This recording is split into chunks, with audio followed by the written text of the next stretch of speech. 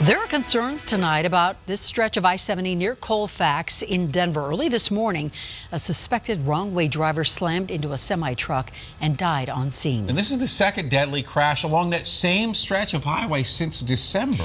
And for Mike and Debbie Paul, this hit too close to home. Their daughter, Katie, was among 3 people killed in a head-on crash on Christmas Day. She was just 24 years old. And her family reached out to us. They wanted to tell her story and share with you who she was.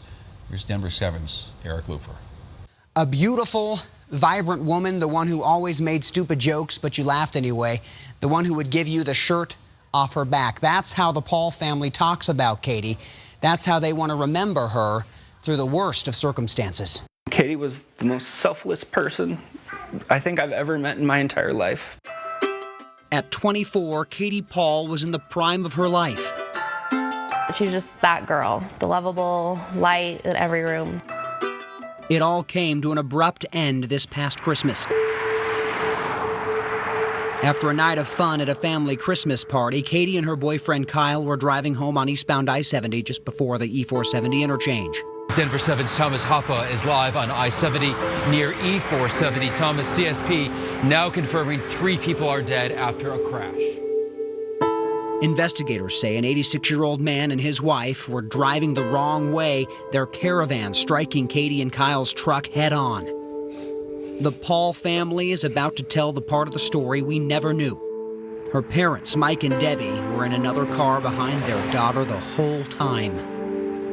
There was a white SUV in front of Kyle, and all of a sudden swerved, and all of a sudden we seen Kyle swerving and locking up his truck, and next thing you know, his whole front end went rear down, and the back end went almost up to a 45-degree angle. Mike slammed on his brakes and jumped out to help. Mike tried so hard to get her out of the truck. He tried so hard, we couldn't get her out. We could get Kyle out, but we couldn't get her out. And I just kept asking Mike, you know, are they alive? Are they alive? And nobody would tell us if they were alive. As I prayed on the side of the highway that everybody would be okay. And they weren't. They weren't. Katie died on impact. As a father, you witness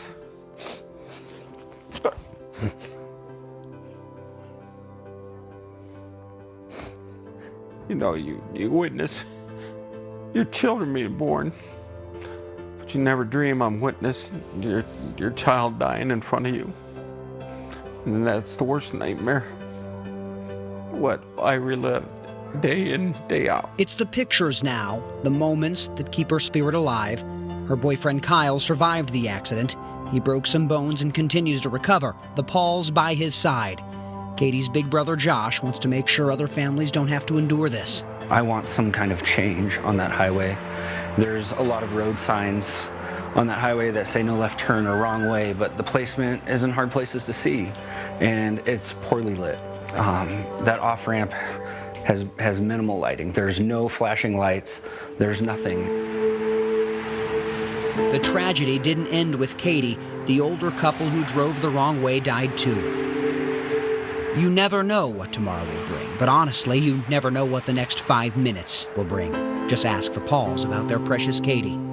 She does mean the absolute world to us, and we feel very empty without her. I'm so grateful that she got to see me get married and she got to meet my children, but I'm so heartbroken that I'll never get to see her get married. I'll never get to see her walk down the aisle, and I'll never get to see her be a mom, because she would have been the best.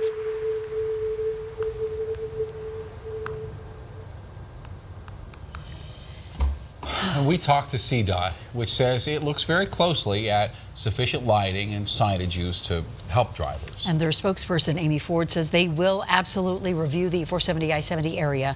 And as for the Pauls, they want to thank family and friends for their outpouring of support.